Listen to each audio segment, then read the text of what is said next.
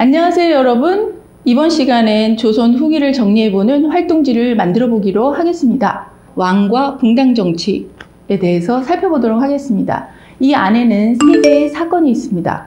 첫 번째 사건, 연산군 때 사건인데요. 사림의 존경을 받던 김종직은 중국에서 있었던 일에 빗대서 세조가 단종을 죽이고 왕의 자리를 빼앗은 것은 잘못한 일이라고 한탄하는 글을 씁니다. 김종직의 제자인 김일소는 김종직의 글을 연산군의 아버지 성종의 실록에 싣습니다.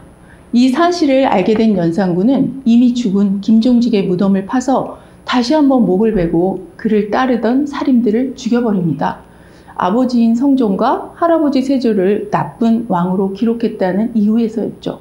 바로 무오사화입니다. 이 사건은 깊이 따져보면 훈구파와 살인파의 대립이었습니다. 활동지를 한번 볼까요? 훈구파와 살인파. 훈구파는 세조를 왕이 찬탈에 협조합니다. 그리고 주로 성균관에서 공부합니다. 목표는 부국 강병, 강하고 잘 사는 나라를 만드는 것이었죠. 그리고 학문적으로는 성리학 이외의 다른 학문도 받아들이는 관대함을 보입니다.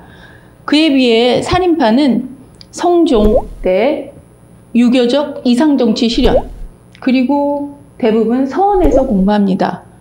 왕도 정치를 구현하는 것을 목표로 삼았죠. 그리고 성리학 이외의 학문은 받아들이길 꺼려했습니다. 배척했죠.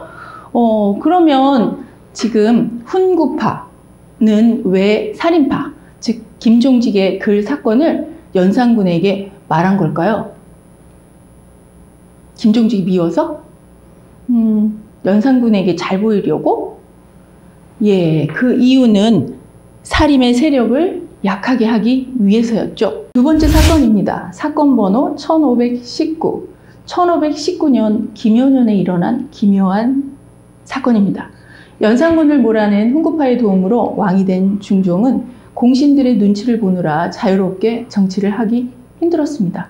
그럴 즈음 조광조가 과거에서 장원 급제를 하고 중종과 만나게 됩니다. 중종은 조광조의 개혁 정책을 몹시 좋아해서 밤이 늦도록 함께 나란 일을 의논합니다. 관리를 추천, 면접으로 뽑는 현량과도 실시하고 서얼 출신도 관리가 될 수 있게 합니다. 그런데 소격서라는 도교 행사를 주관하는 관청을 조광조가 없애라고 합니다. 중종은 반대합니다. 조광조는 꼭 없애야 한다고 뜻을 굽히지 않습니다. 중종은 마음이 상합니다. 조광조가 미워지기 시작한 거죠. 조광조는 이에 그치지 않고 중종을 왕으로 만들어준 공신들의 공을 일일이 따져서 공이 크지도 않은데 공신이 된 이들의 토지와 노비를 빼앗아 버립니다. 공신 중에 절반이 훨씬 넘는 이들의 공을 삭제시켜버린 거죠. 거의 4분의 3이나 되었다고 해요. 공원이 삭제된 훈구파 권력자들은 무척 화가 났고 조광조를 비롯한 살인들을 미워하게 됩니다. 이 사건은 바로 이때 일어난 것입니다. 주초위왕이라고 구멍이 뚫린 나뭇잎이 여러 장 발견됩니다. 주초는 합치면 조씨라는 성이 됩니다. 조씨가 왕이 된다는 말이죠.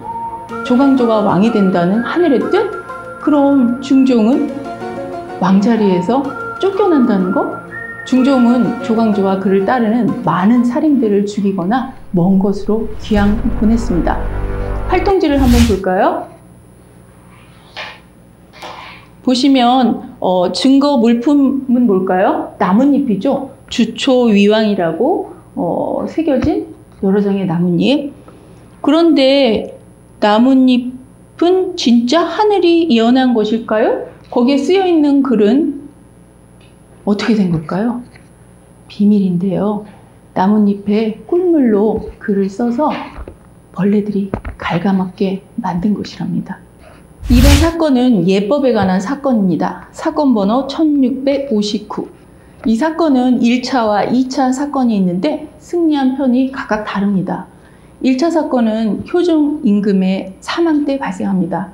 효종이 돌아가시자 효종의 새 어머님이신 자이대비의 상복을 입는 기간을 가지고 남인과 서인이 서로 자신들의 주장이 맞다고 맞선 사건입니다. 남인은 3년, 서인은 1년만 상복을 입으면 된다고 주장합니다. 서로의 주장은 팽팽했습니다. 그러나 결국 서인의 주장이 받아들여집니다. 1차 예송, 승자, 서인. 2차 사건은 효종의 비 인선왕후의 사망 때입니다. 이때 효종의 어머님 자이대비께서 상복을 얼마나 입어야 되는지 또 다툼거리가 됩니다. 남인은 1년, 서인은 9개월만 입으면 된다고 했습니다. 이번엔 남인이 승리합니다. 이런 일은 효종, 즉 복림대군이죠. 복림대군이 형인 소현세자가 죽어서 둘째 아들로서 왕위를 이은 것에서 비롯된 것이랍니다. 둘째라도 왕위를 이었으니 큰 아들의 대우를 해드려야 한다 하는 것이 남인의 생각이었고, 서인은 아무리 왕이라도 유교의 원칙대로 따라야 한다는 것이었죠. 여러분의 생각은 어떠신지요? 갸우뚱? 정말 어려운 문제죠? 여러분 활동지에 여러분의 생각을 한번 적어보세요. 이번 시간엔 조선의 붕당에 대해 정리해 보았습니다. 조선 후기를 이은 다음 시대엔 또 어떤 역사적 사실, 사건들이 펼쳐질지 다음 시간에 만나 살펴보도록 해요. 여러분 안녕!